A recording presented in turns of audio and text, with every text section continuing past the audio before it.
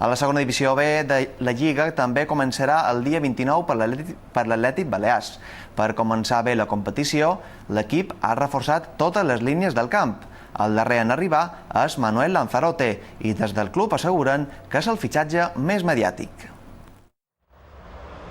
Manuel Lanzarote va ser presentat ahir a l'Estadi Balear i avui l'han volgut conèixer de més a prop. Lanzarote va néixer a Barcelona fa 26 anys i arriba procedent del Sant Andreu, amb el qual va disputar el playoff d'ascens a segona A la darrera temporada. Yo soy ambicioso. Yo no he venido a un club, aunque sea que es recién ascendido, para luchar por el descenso. Según cómo se ven las cosas, yo pienso que podemos luchar por algo bonito y estar en las posiciones de delante para conseguir objetivos importantes.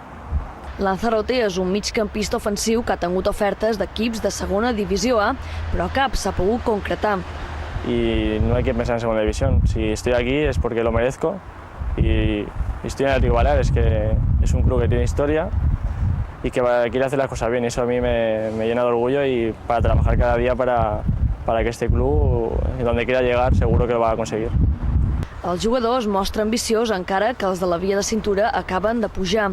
No poder jugar en segunda, prefiero jugar en un equipo de segunda B y no importa que sea recién ascendido. También conseguimos el playoff con el Sant Andreu recién ascendido. Lanzarote és el darrer en arribar, però s'haurà de posar les piles perquè el ball començarà molt aviat.